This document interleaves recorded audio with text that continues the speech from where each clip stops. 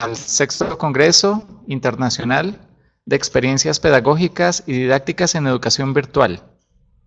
En este segundo día tendremos presentaciones de Brasil, Colombia y Venezuela. Iniciamos con nuestra primera ponencia, Pedagogía de la Educación e Itinerarios de Formación, por Rogério de Almeida, de Brasil. Bienvenido, Rogério. Muchas gracias,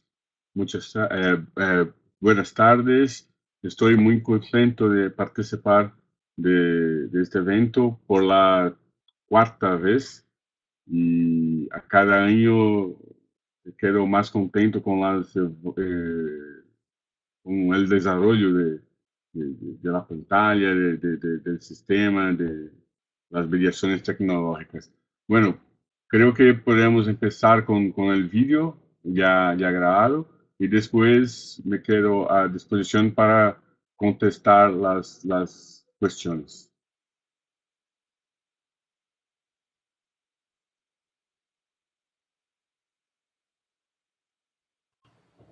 Hola, mi nombre es Rogério de Almeida y antes de empezar quiero agradecer la invitación por esta nueva participación en este congreso, de lo cual me gusta mucho. Y agradezco especialmente a Ana Cecilia Osorio y a Mercedes Rodríguez por esta oportunidad. Bien, hoy voy a hablar sobre la pedagogía de la elección y los itinerarios de formación. He trabajado con la noción de pedagogía de la elección hace algunos años y es un término recibido con simpatía, curiosidad y una buena dosis de imaginación. Sí, es común de pronto se imaginar cómo es una educación que valoriza la elección, pues la práctica de elegir, escoger, seleccionar, remite a la idea de libertad. Y nosotros queremos una educación que permita que hagamos elecciones, que seamos libres, aunque no sea sencillo trabajar en las escuelas con estas ideas de elección y libertad.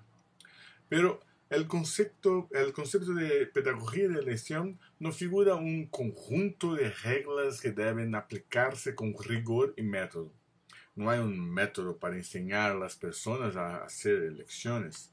Las hacemos todo el tiempo, es verdad, pero pocas veces reflexionamos sobre ellas. La idea entonces es hacer con que la educación pueda validar una pedagogía que reflexione sobre la incertidumbre, la duda, la elección. Así, es necesario que la pedagogía de la elección respete el trayecto personal de cada alumno. Entonces, la educación es un ejercicio de elección, una trayectividad que se inscribe en la vida y la escribe por medio de acciones, emociones, imágenes, símbolos, obras, sentidos, etc.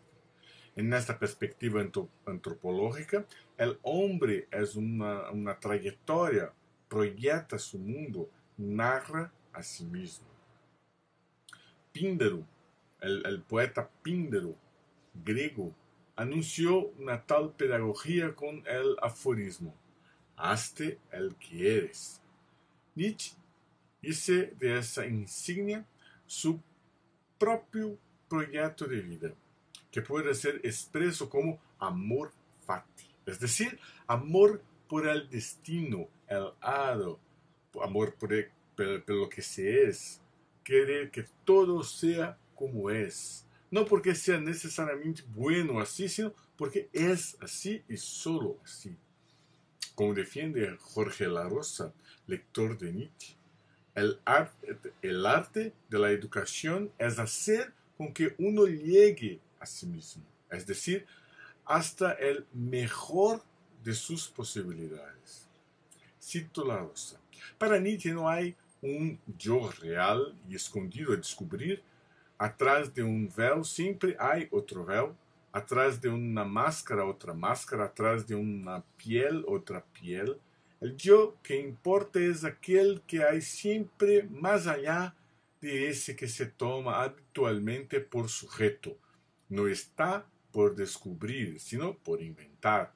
no por realizar, sino por conquistar, no por explorar, sino por crear de la misma manera que un artista crea una obra. Para llegar a ser lo que se es, hay que ser artista de sí mismo. Muy bueno. Entonces, una pedagogía de la elección debe ser pensada en una dimensión estética y hermenéutica, como una poética de la elección, es decir, como una traducción personal de la comprensión del mundo, de los sentidos que circulan en la vida. Como una poética, la elección no tiene reglas universales, pero reglas específicas que conciernen a cada uno.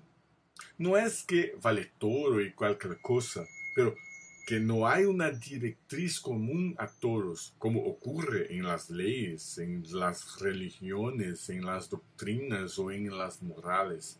Por esta razón, no hace sentido pensar que existan elecciones ciertas o erradas o que estamos en duda con nuestras elecciones en nombre de una noción de responsabilidad expresa como un imperativo.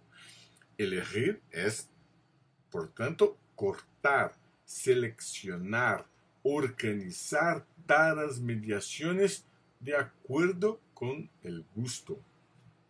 Cabe entonces preguntar cómo se elige.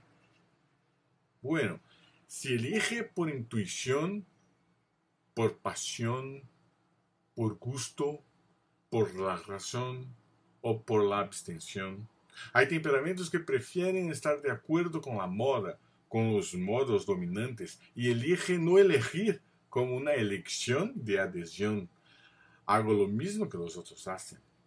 Y ya hay quien sigue sus impulsos y elige intuitivamente, mismo que no tenga argumentos razonables a presentar. Una elección ponderada, racional, sopesa los pros y predice las acciones futuras. Pero en un sentido amplio, poco importa lo que se elige, pues todas las elecciones posibles ya fueron dadas de antemano. Es una cuestión de probabilidad estadística. La importancia de la elección es, por tanto, siempre personal. Las elecciones que hago me dará adherencias o no.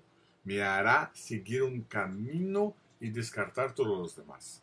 Someter la elección a una pedagogía significa reconocer que la sumatoria de las elecciones responde a una trayectoria. Así, la pedagogía de la elección es distinta de las demás por llegar por último.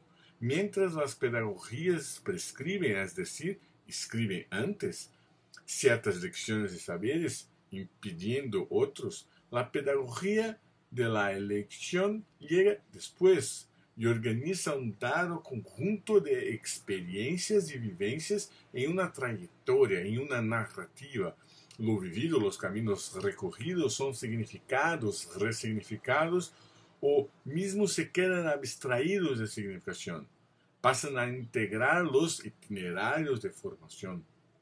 Son narrados a alguien o a sí mismo en fragmentos o mejor estructuradas, pero que dicen quién soy. El itinerario de mi formación no es un conjunto de documentos y certificados de cursos que hice, pero la narrativa que hago de lo que soy, del sentido de lo que viví. Las elecciones son, por tanto, como los puntos de inflexión de una narrativa. Son las elecciones que me conducen para este u otro punto del itinerario de formación. Si lo deseamos, sin embargo, una dimensión prescriptiva a la pedagogía de la elección como una medicina filosófica, la receta no puede ser sino la apertura a la pluralidad del mundo. Mostrar el mundo tan inmediatamente como sea posible, incluso si el inmediato sea mediado por las obras de cultura. De acuerdo con Flusser, el arte, después de tener mediado entre el hombre y la experiencia inmediata, inverte tal mediación y hace con que el inmediato sea articulado, es decir, mediado hacia la cultura. Entonces, para que la formación se concrete es necesario mucho más que una explicación del mundo, porque la explicación es reduccionista, llega a una ley que incluye realidades muy diferentes. Pero el arte, la obra de la cultura, cuando son diversificadas, el arte y las obras de cultura diversificadas posibilita interpretaciones plurales del mundo, de las experiencias de lo que es vivido. De ese modo, la educación de uno es igual a los procedimientos de una creación artística. Hay intencionalidad, pero también casos. Hay elecciones, pero también suerte. Hay inspiración, pero también transpiración. Sin embargo, más que nada, hay un ejercicio de creación de sentido que es de todo lo más importante. La educación no se limita a un conjunto de saberes o a una programación de conductas, pero es el medio por lo cual cada uno pasa a pertenecer a una cultura y proveer de sentido su existencia. La pedagogía es entonces un arte, un artificio, un juego, una provocación, una íntima acción, movimientos cuyos vestigios indican los pasos formativos de una persona, o sea, su itinerario. De manera más sistemática, la pedagogía de la elección elige 3 rasgos: suspensión de la creencia, prueba de los gustos del mundo y organización de las experiencias formativas en una narrativa identitaria, los itinerarios de autoformación. Entonces, vamos a hablar un poco de estos 3 rasgos. Empiezo con la suspensión de la creencia.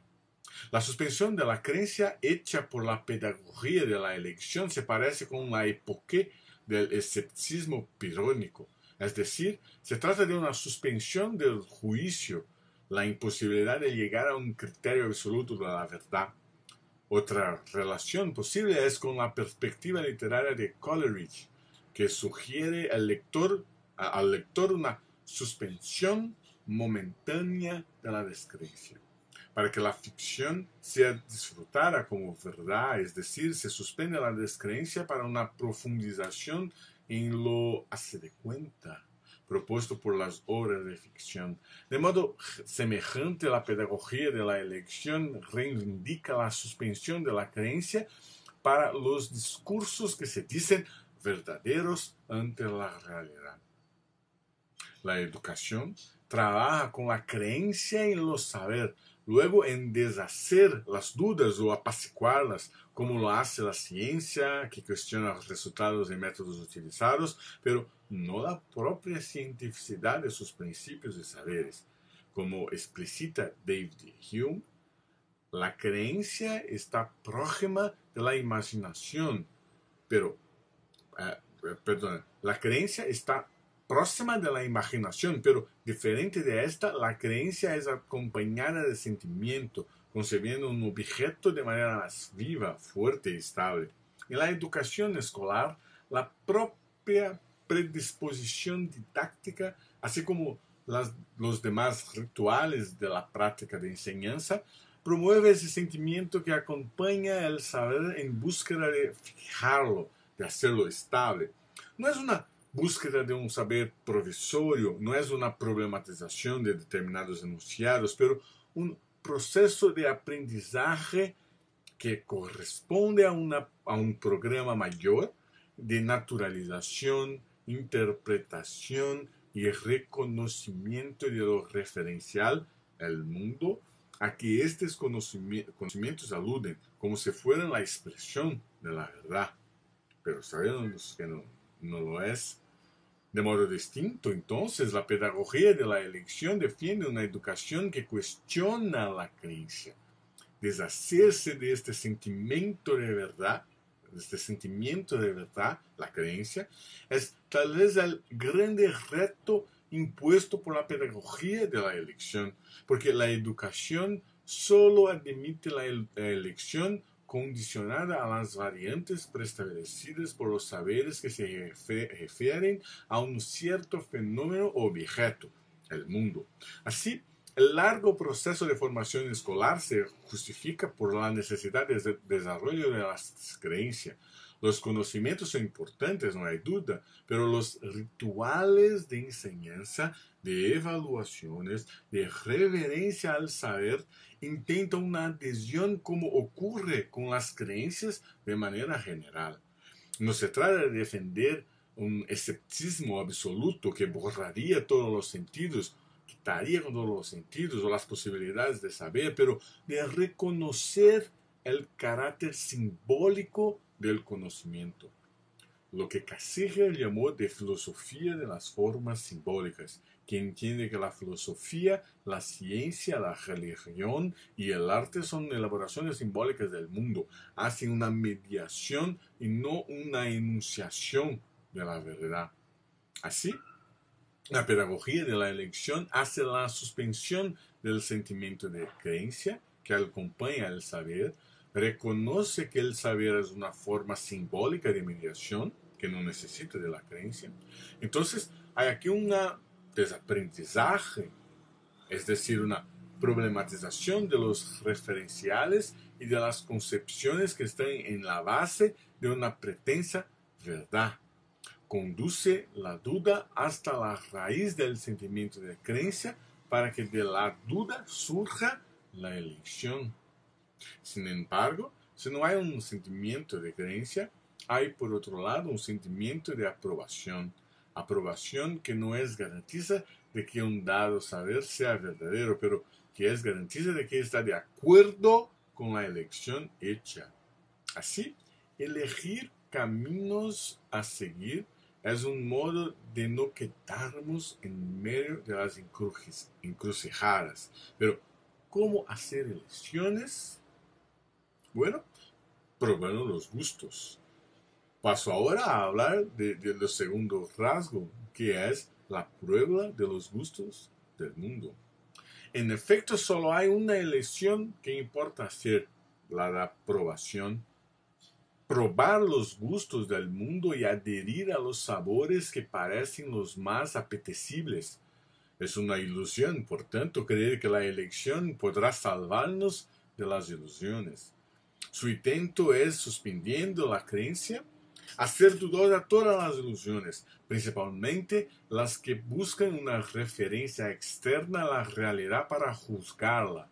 Pues la ilusión, si en un dado momento alivia el peso de la realidad, desafortunadamente no perdura. Tarde o temprano la realidad vuelve, es decir, la ilusión se deshace y lo que escondía o enmascaraba estalla con toda su carga.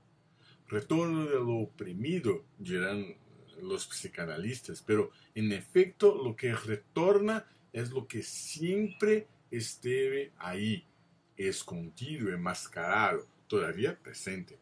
La posibilidad de repetición infinita del dolor desmascara la ilusión. No se desea de hecho el dolor, pero la confirmación por el dolor de que lo deseado debería realizarse, no porque la voluntad sea fuerte, pero porque sería justo que se realizase. Cualquier que sea la noción de justicia, tenía que referirse a un valor externo a la propia circunstancia de lo deseado, como si la voluntad fuera descartable por ser egoísta, mientras una escala, por ser exterior al deseo, pudiese justificar la realización o no del deseado. Si se realiza, la felicidad es alcanzada, si no, la frustración encontrará una justificativa ilusoria para su dolor. Así la ilusión no está del lado del deseado, pero en la creencia de que el deseado tenga cualquier valor. Deshacerse de la ilusión es entonces deshacerse de la ilusión de valor y no de la ilusión del deseo. El deseo es pleno, abundante, excesivo, se extiende, desborda, hace vivir. Schopenhauer se perdió al desear eliminar el deseo. Es mi opinión.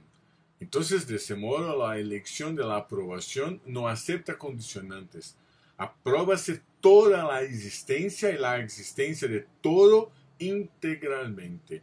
Aprobada la existencia, la elección no será entre lo cierto y lo errado, lo bueno y lo malo, lo verdadero y lo falso, pero una elección de gusto, de las convenciones, de los discursos, de las sensaciones, de los objetos, de los estilos de vida que se disfrutan. Por esta razón, la elección de la aprobación autoriza las otras elecciones. Elegir no es arbitrar entre la repetición y la diferencia, la normalidad y la excepción, el deseo y el deber, sino adhesión a la ocasión. Cito ahora Baltasar Gracián, un barroco que tenía, un filósofo barroco que tenía una preocupación con la cuestión de vivir la ocasión. Entonces, ¿qué es vivir la ocasión? El gobernar, el discurrir, todo ha de ser al caso. Querer cuando se puede, que la sazón y el tiempo a nadie aguardan. No vaya por generalidades en el vivir, si ya no fuera en favor de la virtud, ni intime leyes precisas al querer, que habrá de beber mañana del agua que desprecia hoy. Hay algunos tan paradojalmente impertinentes que pretenden que todas las circunstancias del acierto se ajusten a su manía y no al contrario.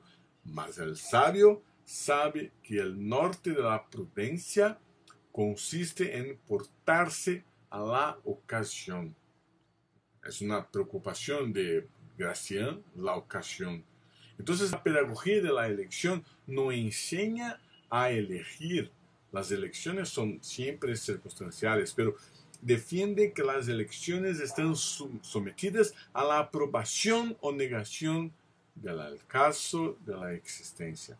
Aprobado el acaso, no hay culpa o salvación, pero estamos libres para actuar de acuerdo con la voluntad. Quiero lo que elegir aún una vez más, aún innúmeras veces. Esta es la pregunta que hago a mí mismo, que hacemos a nosotros. La elección de la aprobación es la elección de la alegría, del goce, del placer, del contentamiento. Un pensamiento de fiesta que defenestra cualquier condicionante y afirma integralmente la existencia. Cito Clément Rosset, filósofo francés.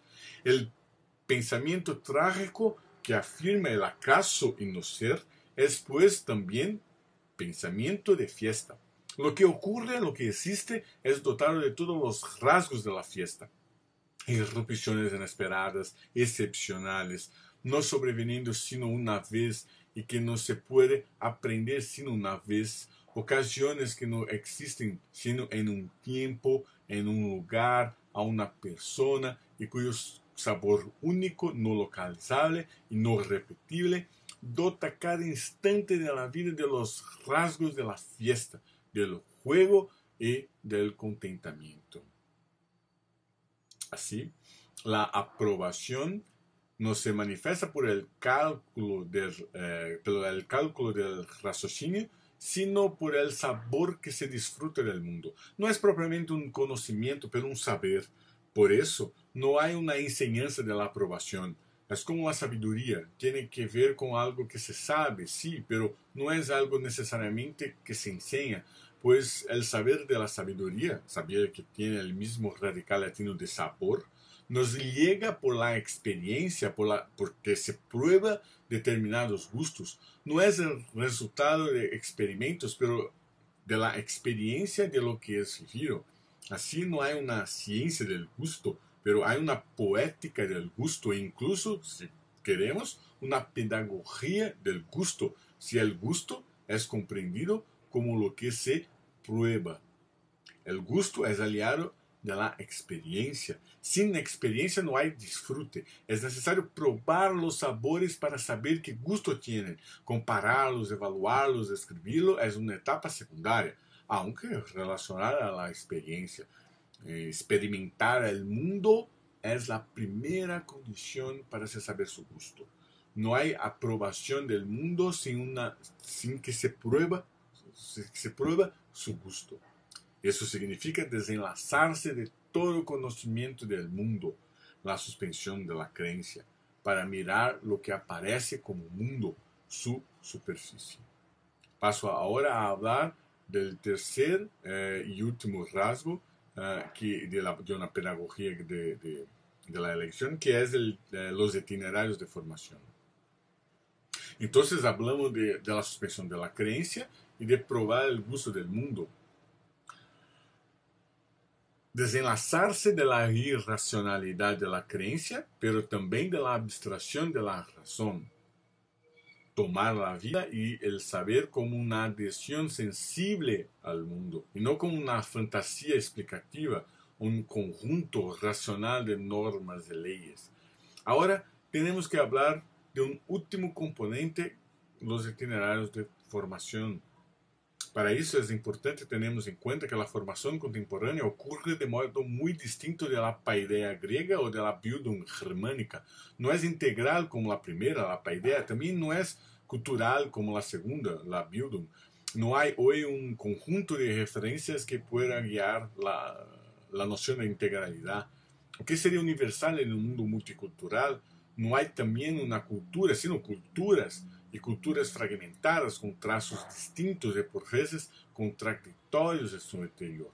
Entonces, ¿cómo pensar los pasos de una formación cuando todos los consensos fueron suspendidos? Sin embargo, es posible reconocer elementos de la paideia y de la Bildung que permanecen en los itinerarios de formación. Por ejemplo, la ligación estrecha entre la educación, la cultura, las narrativas y la vida. La formación humana no ocurre por compartimientos como deseaban los modernos, una trayectoria personal de trabajo, de profesión, otra política, otra cultura, otra religiosa y etc., con varios compartimientos. La formación, por el contrario, se da por medio del barajar de las experiencias de la vida, de las lecturas, de los pensamientos, las charlas, las vacilaciones, la frecuencia escolar, la participación en lo cotidiano, en la historia, etc.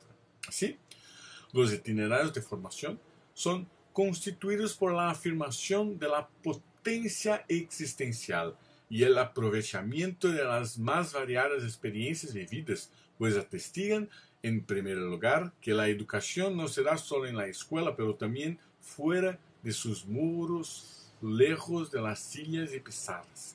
En segundo lugar, no se da de manera única por medio de la definición previa de los contenidos y métodos, pero de modo plural, abierto, movilizando la atención, la energía y modificando la comprensión de sí y del mundo.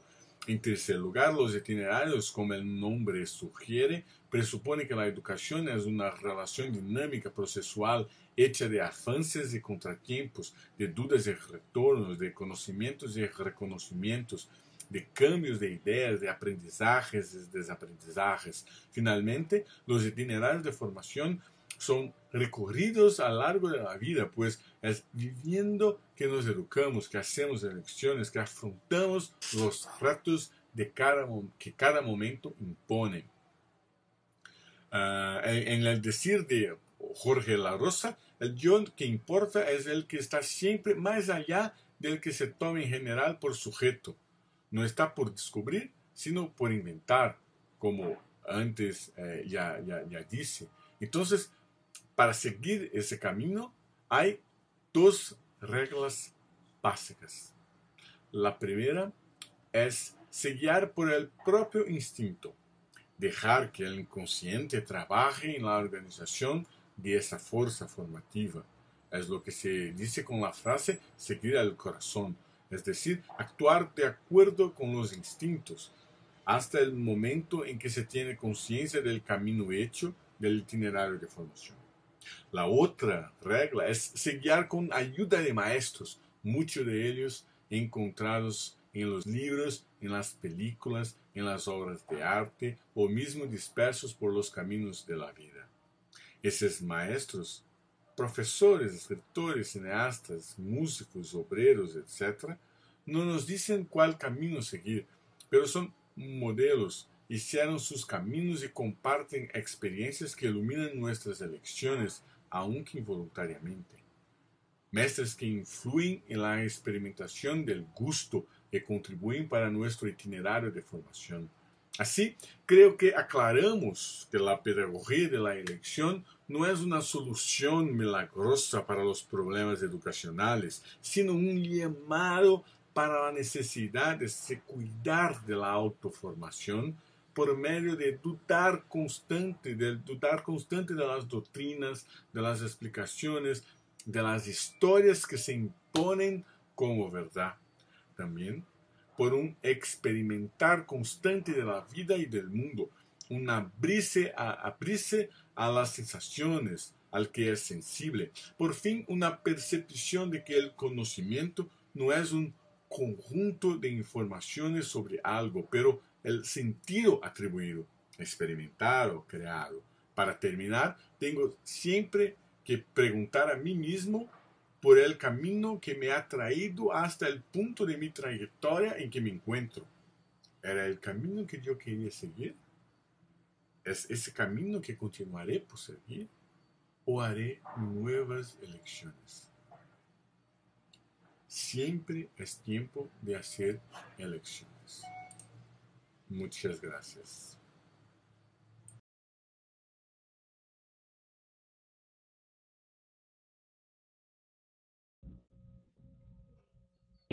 Bien, agradecemos a la presentación de Rogero. En este momento, Rogero, tienes la palabra y si él desea hacer sus participaciones, puede hacerlo de manera escrita en el chat o puede hacerlo usando la opción de levantar la mano que se encuentra en la parte inferior derecha de sus pantallas. Sí, hay una pregunta de Rosa María. La agradezco por la inquietud. Voy a intentar responderle entonces.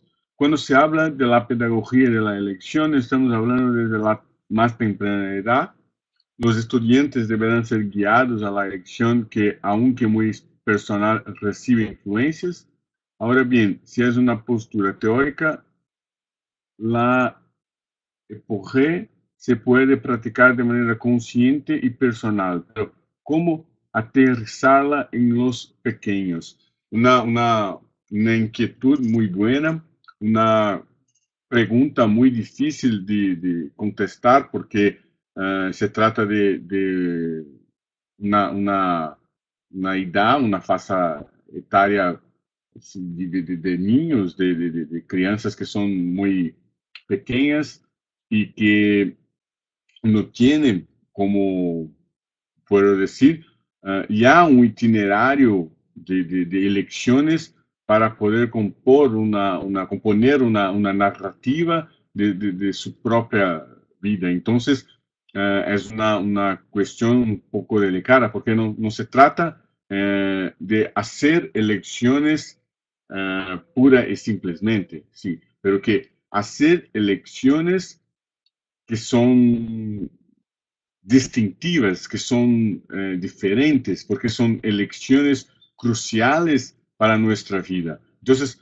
creo que no se aplica de una manera tan libre, tan abierta para todos los niños, porque es necesario educarlo, o sea, es necesario influenciarlo, sí, es necesario trabajar, manejar con nuestra cultura. Entonces, ¿qué queremos nosotros para nuestros niños?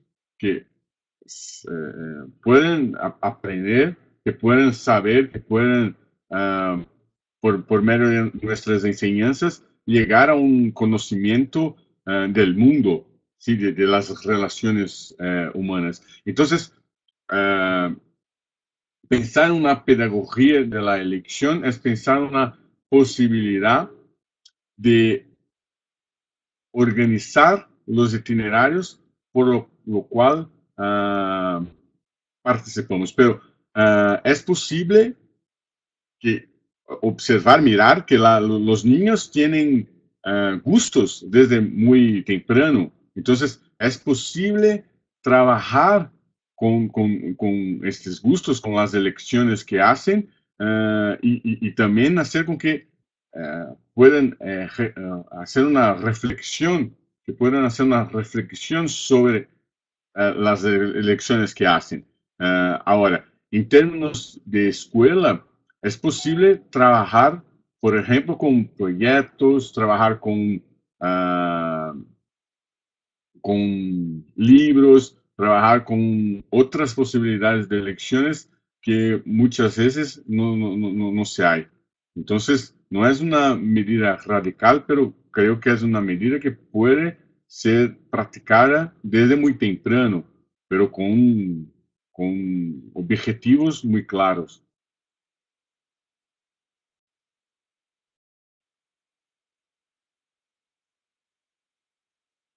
Bien, vamos a hacer una pregunta por audio a cargo de Pedro García. Sí.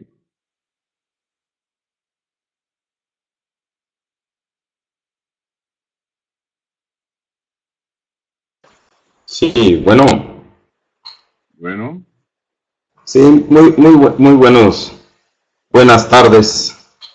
Sí, precisamente en el ámbito educativo, ¿no? Yo creo que es necesario que el alumno, al momento de elegir una carrera, ¿no? Tenga lo que es vocación.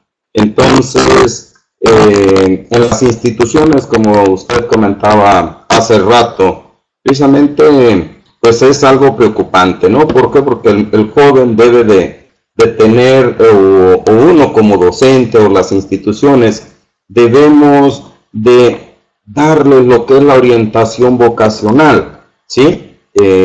Por otra parte, por ejemplo, el joven cuando va a ingresar a una institución, muchas veces precisamente se deja llevar por lo que son los amigos, la novia, los familiares, pero no es lo que él está queriendo en muchas ocasiones, o sea, no es lo que a él le gusta, no es lo que a él le nace, ¿no? Yo creo que aquí es importante, por ejemplo, en instituciones, como usted también lo mencionaba, de que se realicen programas, de lo que es programas de orientación vocacional, y que muchas veces en ciertas carreras los alumnos de el primer semestre tienen lo que es el semestre de tronco común. Entonces, en ese caso, pues es bueno explicar las carreras que se están ofertando en la institución y todo esto, ¿a qué va a servir? A evitar precisamente lo que es un fracaso escolar. Y esto no va a ser una cuestión momentánea, sino de que es para un trayecto de toda su vida. Sí, este es el comentario que quería hacer al respecto. Muchas gracias y pues son temas bastante interesantes. muchas gracias, Pedro. Quiero decir que estoy de acuerdo con las colocaciones, con su opinión, y de hecho es un problema mucho mayor que la escuela, que es la propia sociedad occidental. Entonces nosotros somos educados para hacer cosas que no queremos hacer, y nos dicen que tenemos que hacer un determinado trabajo y muchas veces no podemos participar de una elección de algo tan importante como la actividad que haremos por toda la vida. Entonces, es una cuestión, sí, muy compleja. Me acuerdo de Nietzsche que hace una especie de prueba, una manera de verificación si hicimos las elecciones que teníamos que hacer. Entonces, dice Nietzsche que si ahora descubrísemos que tenemos que vivir todo lo que vivimos hasta ahora, todo de nuevo, todo de nuevo. Las mismas cosas en la misma orden, los mismos dolores, todo de nuevo. ¿Qué pregunta Nietzsche? ¿Es algo que gustaríamos de vivir? ¿Hay un momento en nuestra vida que vale la repetición infinita de ella? ¿O esto sería un tormento, algo insoportable? Bueno, si es algo insoportable, es porque nosotros no hicimos las elecciones que teníamos que hacer. Y la vida entonces es una esperanza de algo que está por venir. Pero si hicimos la elección que queríamos hacer, entonces queremos que la vida se repita infinitamente. O sea, es un deseo de eternidad. Quiero continuar viviendo todo lo que viví. ¿Sí? Entonces es una especie de una prueba, pero es una cuestión muy delicada porque es un problema social, es un problema que no es solo institucional, pero está en nuestra vida y cada vez más fuerza. ¿Sí? Uh, hay una Vamos otra... a contestar la última pregunta, debido a que el tiempo no nos permite más. Jessica Fuentes pregunta, ¿qué tanto influye entonces la escuela y el entorno en esta pedagogía de elección? Sí, hay una otra colocación de Francisco. Un contexto social de exclusión genera en nuestros jóvenes realidades que nos permiten la creatividad y la transformación. Sí, frente a esta realidad, ¿cómo la pedagogía de la elección puede responder?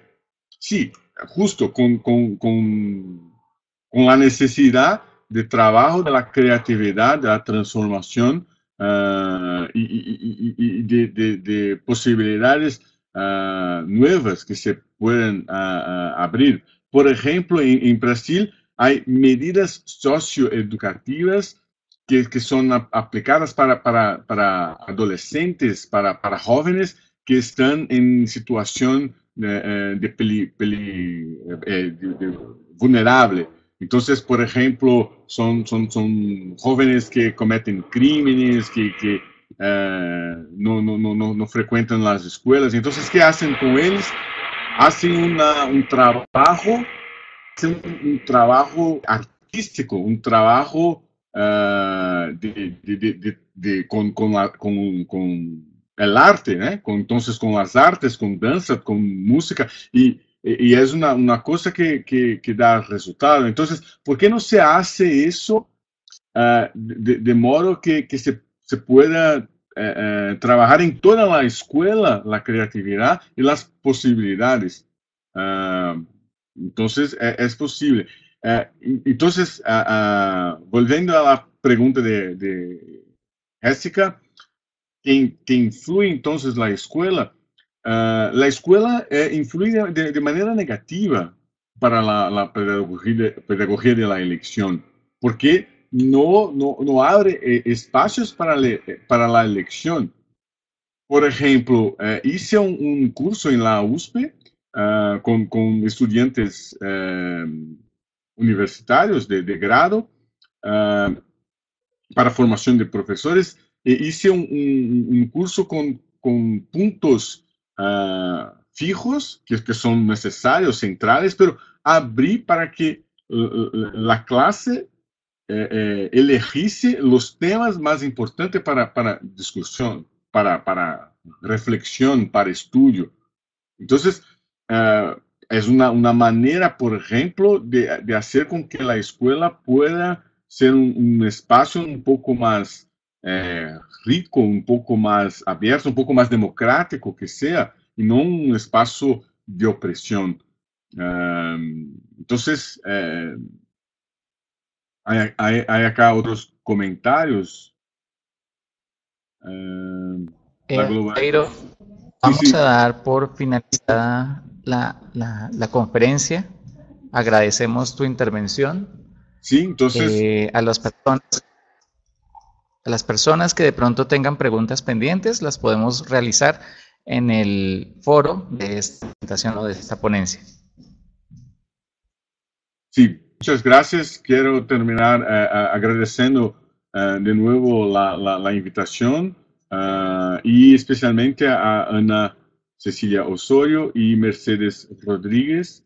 Un cordial saludo y estoy a disposición para las preguntas, para las inquietudes en el foro. Muchas gracias y buenas tardes.